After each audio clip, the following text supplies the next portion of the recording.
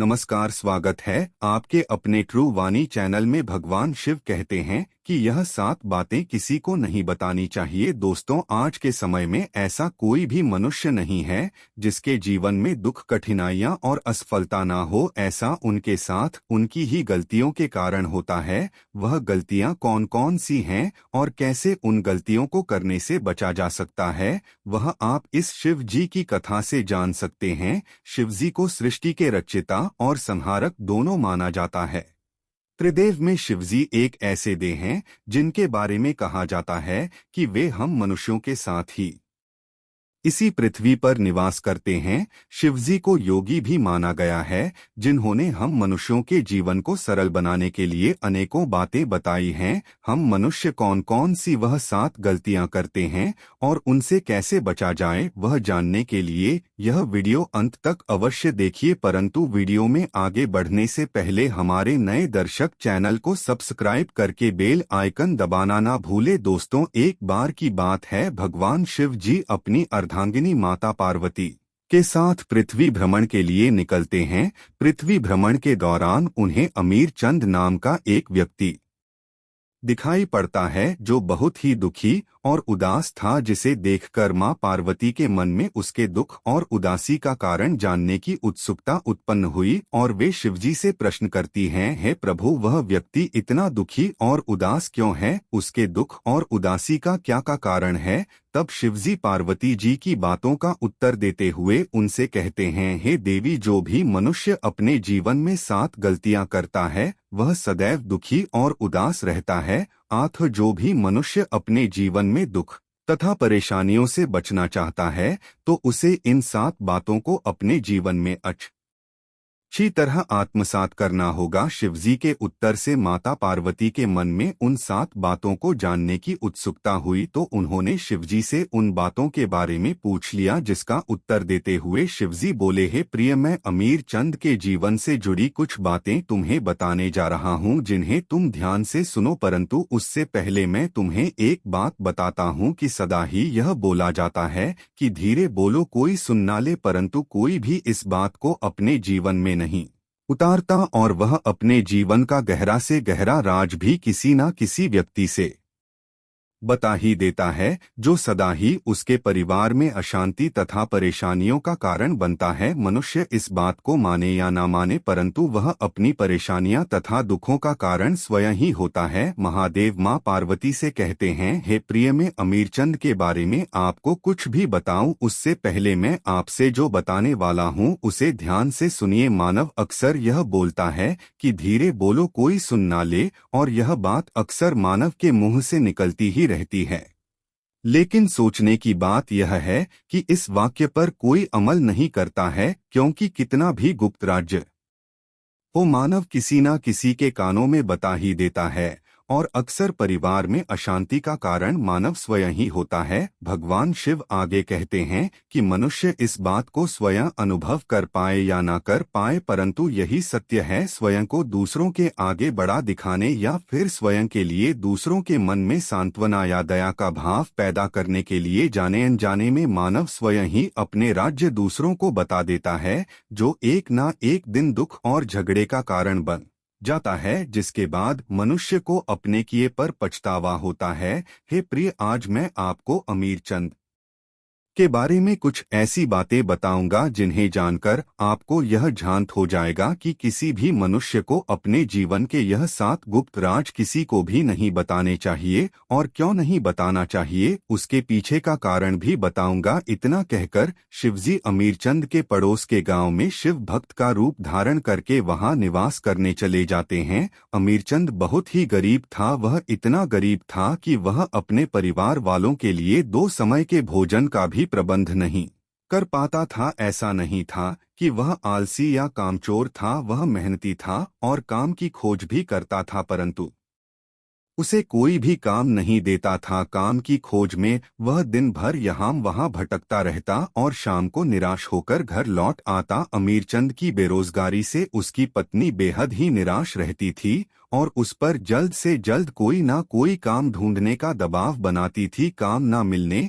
और अपनी पत्नी की बातों से परेशान होकर एक दिन अमीरचंद उससे कहता है कि मैं काम की तलाश बहुत करता हूं, परंतु मुझे कोई भी काम देने को तैयार नहीं है। मैं जहां भी काम मांगने जाता हूं वहां से मुझे यह कहकर भगा दिया जाता है कि हमारे पास कोई भी काम नहीं है। अब तुम ही बताओ कि मैं क्या करूं? मैं तुम्हें और बच्चों को कैसे पालूंगी? यह चिंता मुझे दिन प्रतिदिन अंदर ही अंदर खाई जा रही है।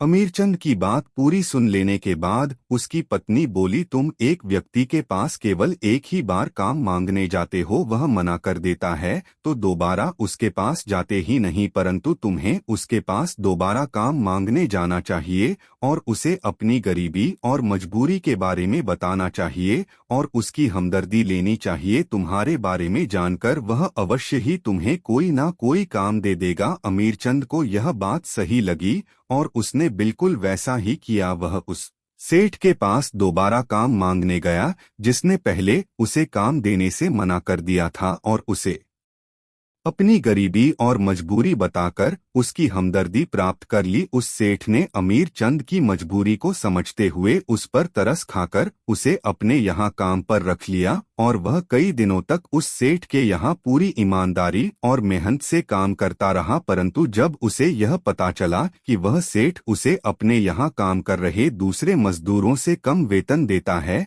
तो उसे बहुत ही ज्यादा दुख हुआ। इसका कारण जानने के लिए वह सेठ के पास जा पहुंचा, लेकिन सेठ उसकी बातें सुनकर उस पर क्रोधित हो गया और बोला कि मैंने तुम्हारी मजबूरी को समझते हुए तुम्हें अपने यहाँ काम दिया और अब तुम मुझ पर ही प्रश्न उठा रहे हो। सेठ की बातें सुनकर अमीरचंद उस समय तो चुप हो गया, परंतु वह अपने मित्रों और रिश्तेदारों से उस सेठ के बारे में बताने लगा। वह सबसे कहता कि मैं जिस सेठ के यहाँ काम करता हूँ वह मुझसे ज्यादा काम करवाता है और वेतन भी कम तक उस सेठ के यहाँ पूरी ईमानदारी और मेहनत से काम देता है। समय बीतने के साथ वह सेठ अमीरचंद से अपने दूसरे नौकरों के मुकाबले ज्यादा काम करवाता और उसे वेतन भी कम देता। यह बात अमीरचंद को बहुत खलती थी क्योंकि कड़ी मेहनत के बाद भी उसे पर्याप्त वेतन नहीं मिलता था, जिस वजह से धीरे धीरे उसका मन काम से ऊब नहीं लगा था क्योंकि उसके आत्मसम्मान को ठेस पहुंच रही थी। अपना आत्मसम्मान बचाने के लिए अमीरचंद ने एक दिन उस सेठ के यहाँ से काम छोड़ दिया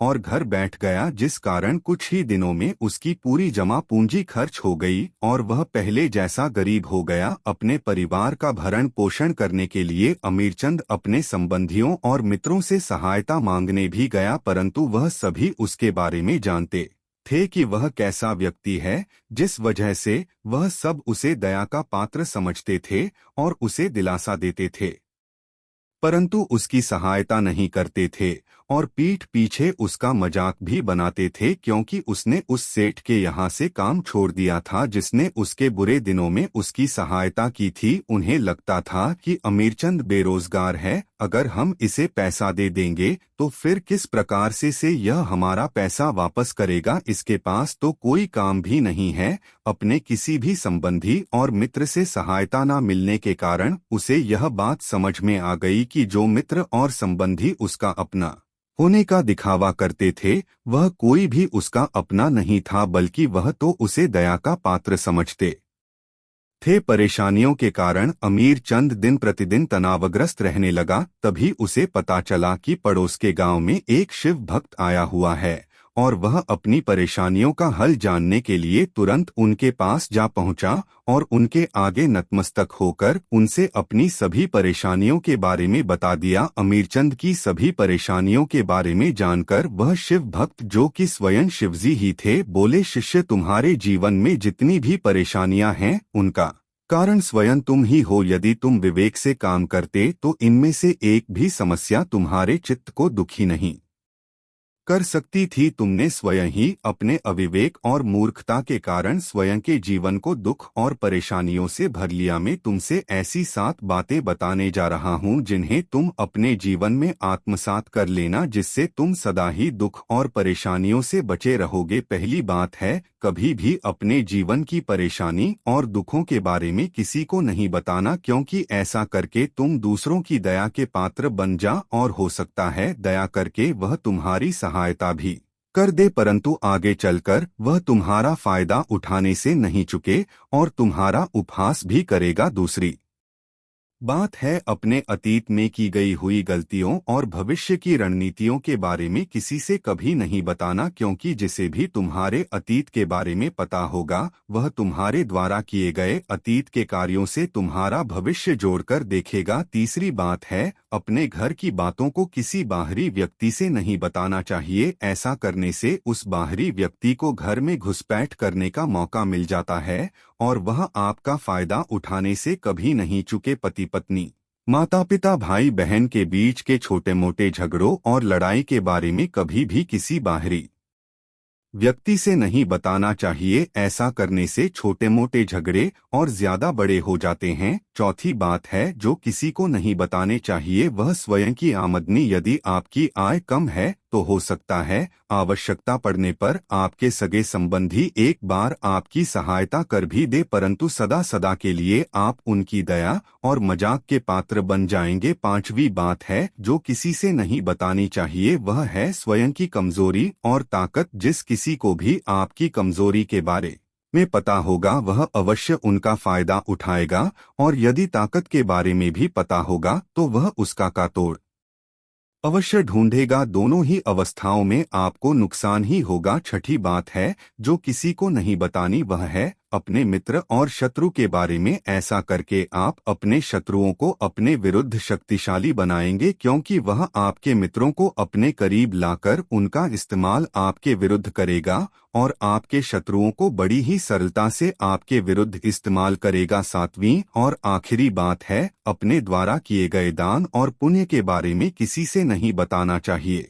ऐसा करने से आपके अंदर अहंकार निर्मित होगा जो आपके विनाश का कारण बनेगा। शिव भक्त ने यह जो 7 बातें अमीर चंद से बताई थी उन्हें आप अपने जीवन में आत्मसात करके अपने जीवन को सुखमय और आनंदमय बना सकते हैं, क्योंकि इन बातों में संसार के सभी सिद्धांत छुपे हुए हैं। इस प्रकार माता पार्वती को अमीर चंद की निराशा के कारण का पता चला और इसी प्रकार से इस संसार के अनेक मनुष्य भी निराश हैं, जो शिवजी द्वारा बताई गई इन 7 बातों को अपने जीवन में उतार कर अपनी निराशा और परेशानियों से छुटकारा पा सकते हैं। आज की इस वीडियो में बस इतना ही। आपको यह वीडियो कैसी लगी वह हमें कमेंट बॉक्स में कमेंट करके जरूर बताना, और वीडियो अच्छी लगी हो तो वीडियो को ज्यादा से ज्यादा लोगों तक शेयर भी कर देना। मिलते हैं आप सबसे बहुत ही जल्द अगला वीडियो लेकर। साथ ही दोस्तों, कमेंट में हर हर महादेव।